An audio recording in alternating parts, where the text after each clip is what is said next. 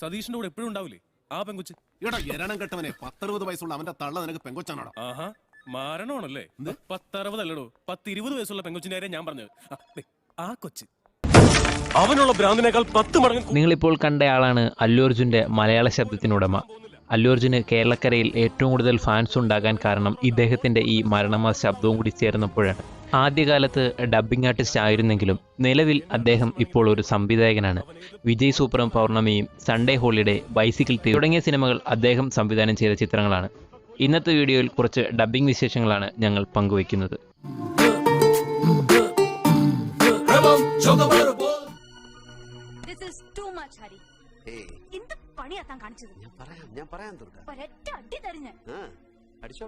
ഒരു ഫോൺ കോളെങ്കിലും തനിക്ക് ചെയ്യാമായിരുന്നു. എത്ര കഷ്ടപ്പെട്ടെന്നറിയോ ഒന്ന് ഫൈൻഡ് ഔട്ട് ചെയ്യാൻ. തന്റെ ഈ കുട്ടിക്കളി ഉണ്ടല്ലോ, മറ്റുള്ളവർക്ക് ഉണ്ടാക്കുന്ന ടെൻഷൻ അറിയോ തനിക്ക്? അതെന്റെ ആവശ്യമാണ്. I am not your wife anymore and I am not ready to take any bulls. മറ്റുള്ളവരുടെ വികാരം മനസ്സിലാക്കാൻ ഒരിക്കലും രവി ശ്രമിച്ചിട്ടില്ല. നിങ്ങൾ ഇപ്പോൾ കേട്ട ഈ ശബ്ദത്തിനുടമ ആരാണെന്ന് കുറച്ചുപേർക്കെങ്കിലും മനസ്സിലായിട്ടുണ്ടാവും. ഇല്ലാത്തവർക്ക് വേണ്ടി പറയാം, അത് നടി രേവതിയുടെ ശബ്ദമാണ്. രേവതിയാണ് മേഘത്തിൽ പൂജ ഭദ്രയ്ക്കും ചന്ദ്രോത്സവത്തിൽ ഖുശ്ബുവിനും ഡബ്ബ് ചെയ്തത്. ഗംഗ ഇപ്പൊ എവിടെ പോകുന്നു? എന്താ നകുലേട്ടാ? അല്ലിക്ക് ആഭരണങ്ങൾ എടുക്കാൻ ഞാൻ പോണ്ടേന്നോ?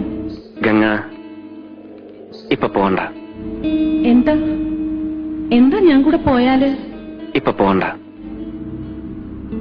എന്താ ഞാൻ കൂടെ പോയാല്? പോകണ്ട.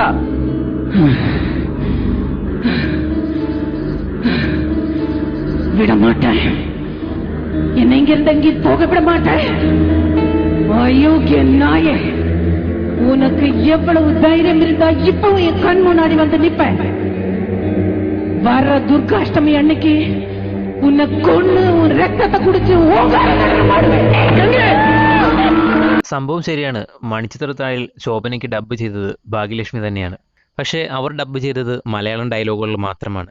തമിഴ് ഡയലോഗുകൾ വരുന്ന ഭാഗങ്ങളെല്ലാം ഡബ്ബ് ചെയ്തിരിക്കുന്നത് ദുർഗ കൃഷ്ണ എന്ന തമിഴ് ഡബ്ബിംഗ് ആർട്ടിസ്റ്റാണ്. വർഷങ്ങൾക്ക് ശേഷമാണ് ഇക്കാര്യം സംവിധായകൻ ഫാസിൽ വെളിപ്പെടുത്തിയത്. അതുവരെ ഭാഗ്യലക്ഷ്മി താൻ തന്നെയാണ് നാഗവല്ലിയുടെ തമിഴ് ഡയലോഗുകളും ഡബ്ബ് ചെയ്തിരിക്കുന്നത് എന്ന വിധത്തിലാണ് പല ഇൻ്റർവ്യൂകളിലും പറഞ്ഞു നടന്നിരുന്നത്.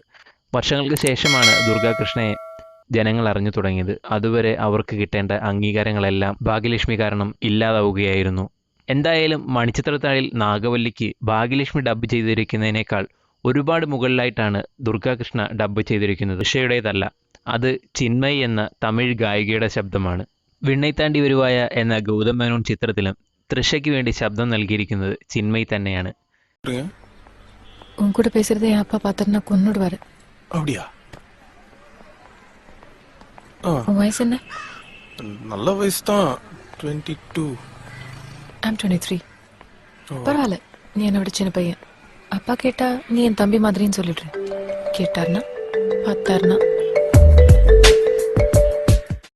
വളരെ ഭംഗിയായി തന്നെയാണ് അവർ ഡബ്ബ് ചെയ്തിരിക്കുന്നത്.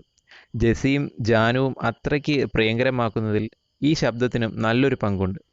ആ രണ്ട് കഥാപാത്രങ്ങളും അഭിനയവും മാനരസവും കൊണ്ട് തൃഷ തകർത്തപ്പോൾ ശബ്ദം കൊണ്ട് ചിന്മയി ജീവൻ കൊടുത്തു. മറ്റൊരു പ്രത്യേകത, 96-ലെ എല്ലാ ഗാനങ്ങളും പാടിയിരിക്കുന്നതും ചിന്മയാണ്.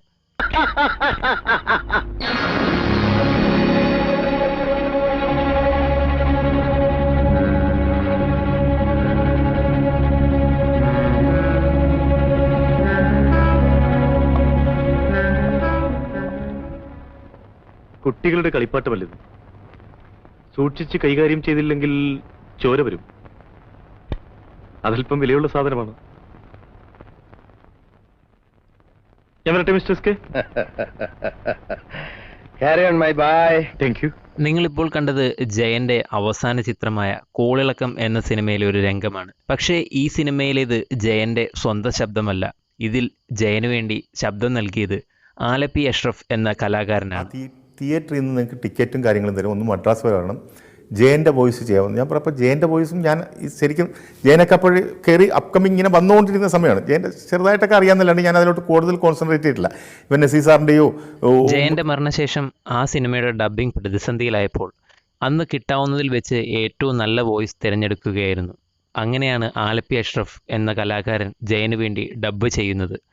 വളരെ ഭംഗിയായി തന്നെ അദ്ദേഹം ജയന് വേണ്ടി ഡബ്ബ് ചെയ്തിരുന്നു. വർഷങ്ങൾക്ക് ശേഷമാണ് ഇക്കാര്യം അദ്ദേഹം തന്നെ തുറന്നു പറയുന്നത്. സിന്ധു ഭാഗ്യവതിയാണ്. സിന്ധുവിന് എല്ലാം കാണാമല്ലോ. എന്റെ മുമ്പിൽ വെറും ഇരുട്ട് മാത്രം. ആ ഇരുട്ടിനപ്പുറത്തുള്ള എന്റെ സിന്ധുവിനെ ഒന്ന് കാണാൻ ഒരു കണ്ണെങ്കിലും എനിക്കുണ്ടായിരുന്നെങ്കിൽ. നിങ്ങളിപ്പോൾ കേട്ട ശബ്ദം അത് മമ്മൂട്ടിയുടെ ശബ്ദമല്ല. കുറച്ചു പേർക്കെങ്കിലും മനസ്സിലായിട്ടുണ്ടെന്ന് തോന്നുന്നു. എങ്കിലും പറയാം, അത് ശ്രീനിവാസന്റെ ശബ്ദമാണ്. ഒരു മാടപ്രാവിന്റെ കഥ എന്ന സിനിമയ്ക്ക് വേണ്ടി ആദ്യകാലത്ത് മമ്മൂട്ടിക്കായി ഡബ്ബ് ചെയ്തത് ശ്രീനിവാസനായിരുന്നു.